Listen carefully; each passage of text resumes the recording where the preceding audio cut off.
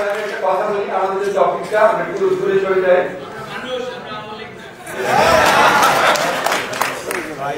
বলেছে আমরা মানুষ, আমরা আওয়ামী লীগ। আচ্ছা, আমাদের যে বিষয়টা ছিল গণতন্ত্রের অভিযাত্রা, তো তখন আমার মনে হয় যে আমাদের না আসলে ডিসাইড করতে হবে কোন গণতন্ত্র। আমার কাছে, আমি খুব বড় পণ্ডিত না, আমার কাছে মনে হয় গণতন্ত্র মোটামুটি দুই রকম বলতে পারি।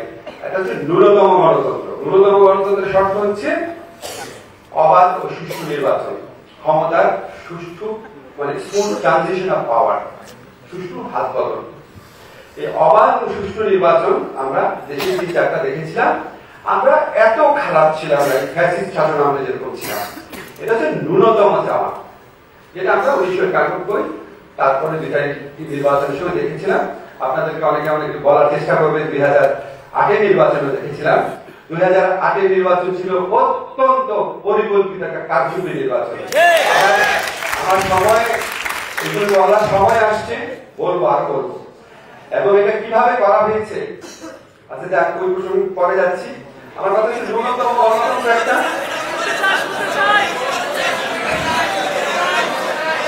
আচ্ছা একটা কথা শুধু বলি, আপনারা মনে রাখবেন একবার বিএনপির বিরুদ্ধে 3টা জোট মিলে আন্দোলন করেছিল, জামাত, জাতীয় পার্টি, আওয়ামী লীগ, 1996।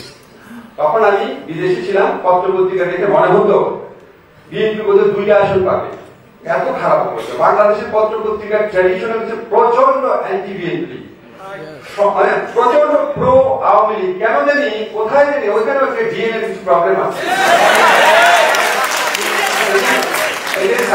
সাইদ আব্দুল্লাহ বলো না যে আচ্ছা খুনি হাসিনা না বলেন, হাসিনা পলায়ন করেছেন তো বলতে পারে, পতন হয়েছে তো বলা যায়।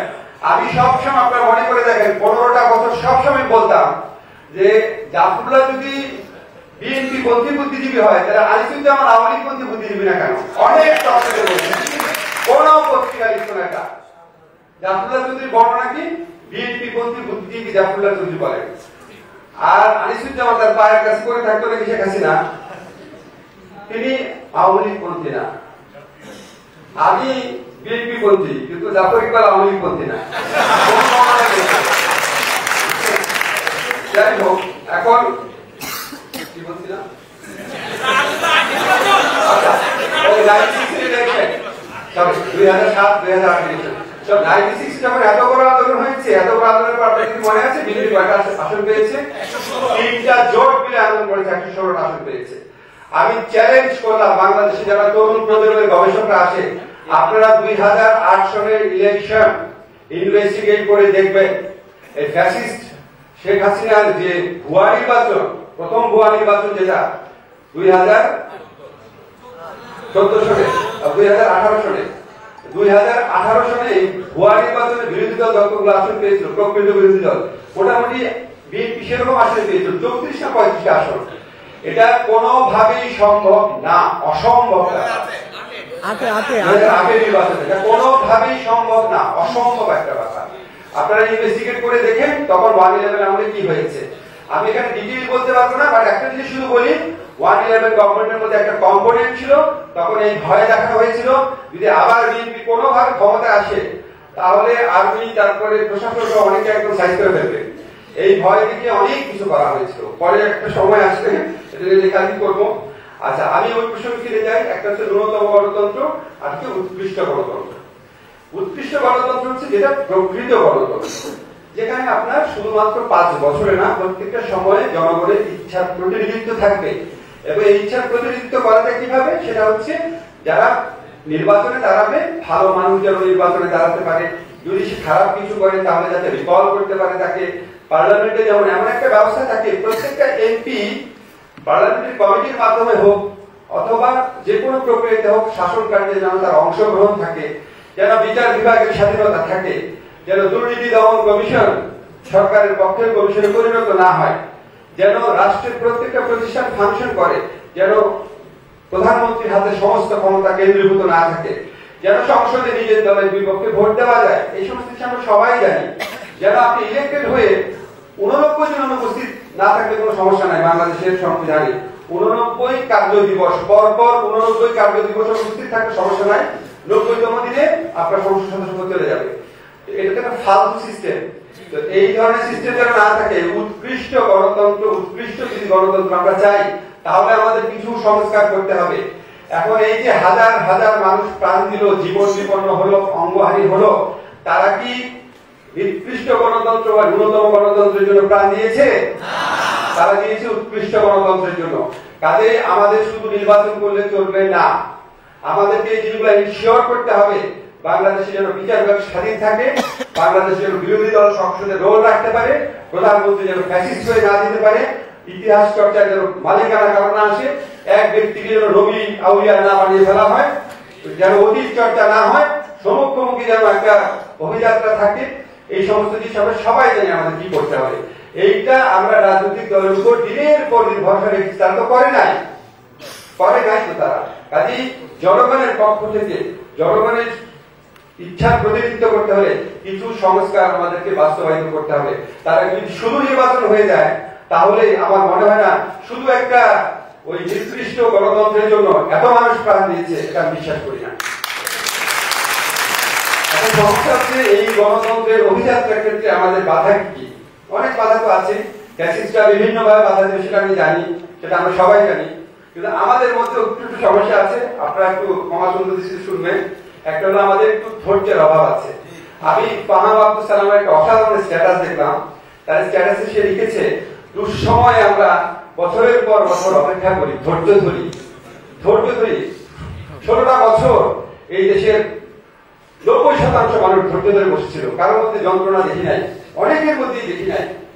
একটা বিবৃতি কালেক্ট করতে গেলে ভিক্ষা করার মতো করে রিকোয়েস্ট করতে হতো। 2024 সালে ইলেকশন পর বিবৃতি দেওয়ার জন্য লোক পাচ্ছিলাম না, ফোনই ধরতো না আপনার। কিছু মানুষ উধাও হয়ে গেছিল, আমার ফোন কেউ ধরতো না কিছু মানুষ এই আমাদের বিবৃতি দাতাদের মধ্যে।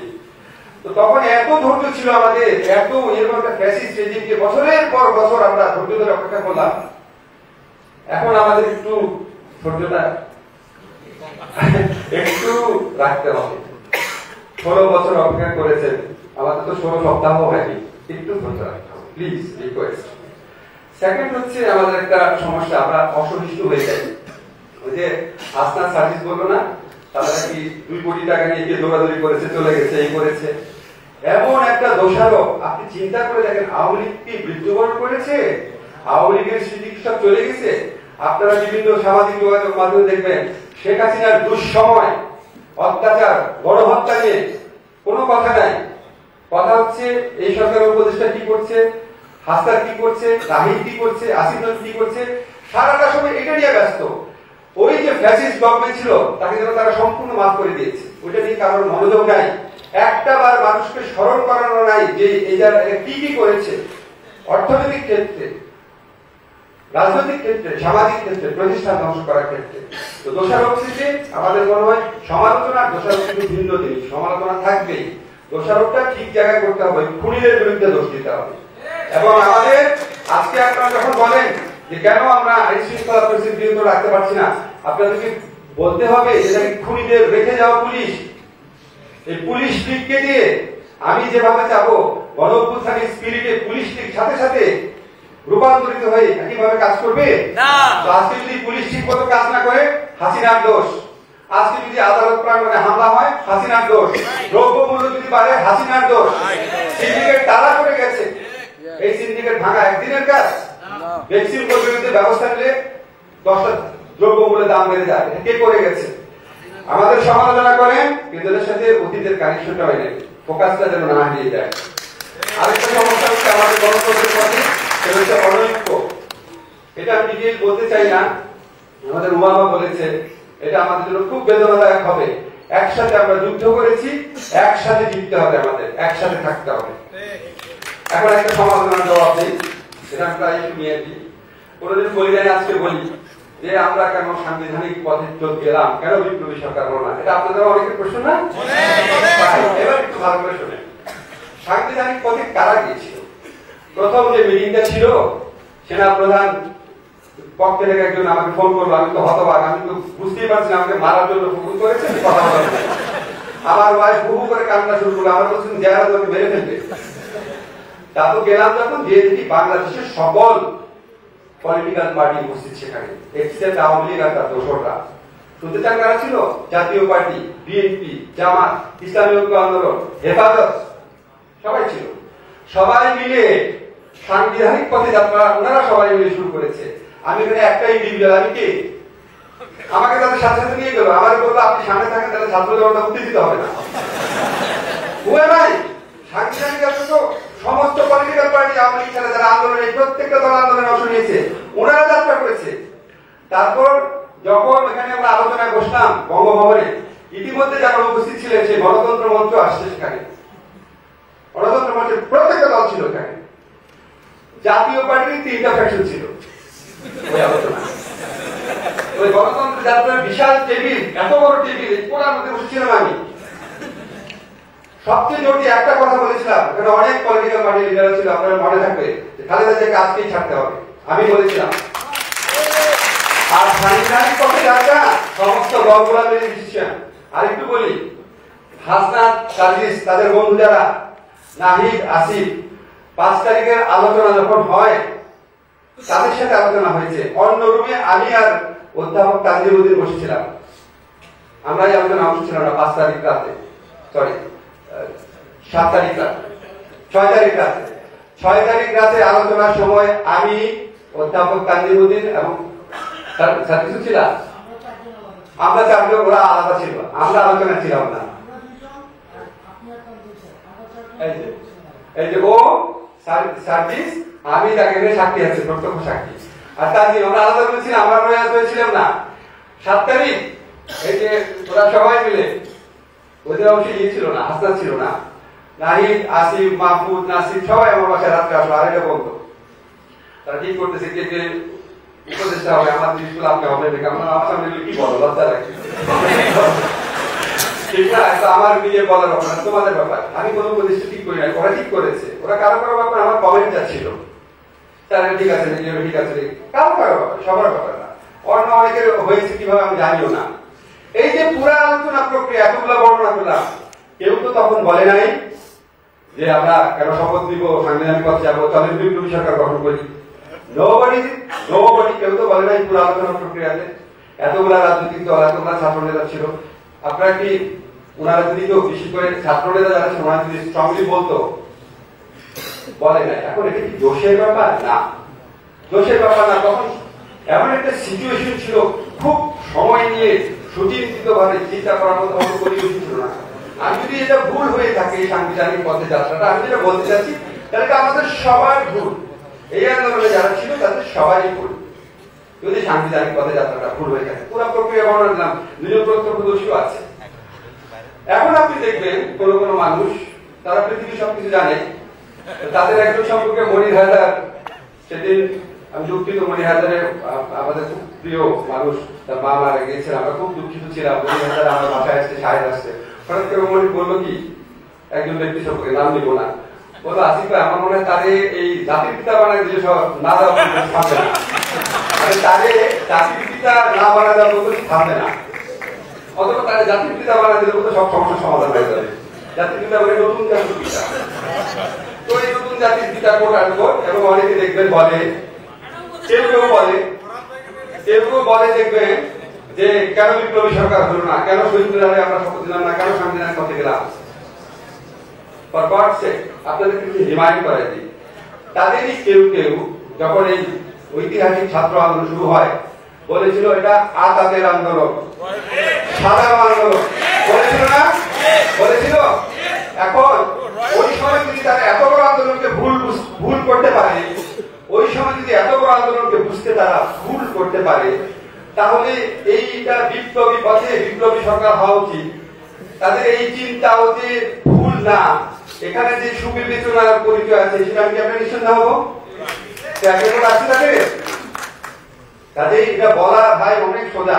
আমার কাছে মনে হয় আমাকে মাঝে মাঝে জিজ্ঞেস করে মানুষ যে কেমন আছে, তা আমি সাহেবকে মনিকে সবাইকে বলি, জাহেদকে বলি, আগে সারাদিন খালি সমালোচনা করতাম আর মানুষ মাথায় তুলে নাচত, এখন সারাদিন কাজ করি আর সবাই গালি দেয়।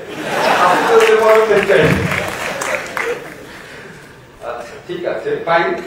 তবে এগুলো বললাম, আমার কাছে মনে হয় কি যে আমি কিন্তু খুব মন দিয়ে পড়ি যে বৈষম্য বিরোধী ছাত্র আন্দোলন কি বলবো, ওবামা কি বলবো, মানে আমার যদি শুনতে হয় আমি যারা আন্দোলনে ছিল, জীবন বিপন্ন করেছে, এখানে যারা স্টেজে আছে প্রত্যেকটা মানুষ যেরকম রোল রেখেছে, অবশ্যই আপনার কথা মন দিয়ে শুনবো, অবশ্যই শুনবো। যত দুঃখ লাগে যদি আমি ভুল বুঝতে তবু শুনবো, কারণ আমরা কোন রকম ভুল করতে চাই না। আমরা হাজার হাজার তরুণের রক্তের উপর দাঁড়িয়ে এখনো যখন হঠাৎ মনে পড়ে, মনে হয় এই দায়িত্ব পালনের যোগ্যতা কি আমার আছে। এতগুলা মৃত্যু, এত প্রত্যাশা, এত স্বপ্ন মানুষের, এখানে অনেক ভুল হবে, আমাদের সীমাবদ্ধতা আছে, আমাদের অভিজ্ঞতা ঘাটতি আছে, জ্ঞানের ঘাটতি আছে, আমি নিজে বলে আমার যোগ্যতাও কম আছে। সবাই সমালোচনা করবে, একটা পথও দেখাবে, যেটা না করে ওটা করে। হ্যাঁ, একটা জিনিসের দাম বাড়লো কেন বা এটা হলো কেন, একটা সাথে সলিউশনও করে।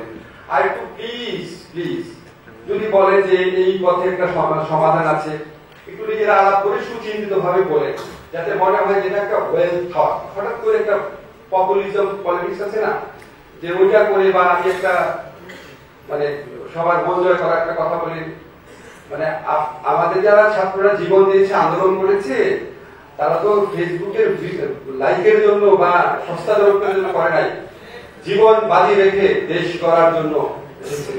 ওই স্পিরিটের সাথে যেন সবাই মানে অ্যালাইন থাকে। একটা লাস্ট কথা বলতে যাই, আমাদের খুব ঐক্য দরকার। আমাদের মধ্যে যদি অনৈক্য থাকে আমরা সবাই মারা যাবো, মারা যাবোটা লিটল সেন্সে বলি নাই, মানে আমাদের শেষ, এটাই আমাদের সব সম্ভাবনা শেষ হয়ে যাবে। আমার সবচেয়ে ভয় লাগে, সবচেয়ে খারাপ লাগে যখন আন্দোলনের সাথে থাকা শক্তিদের মধ্যে কোনো প্রশ্নে অনৈক্য দেখি।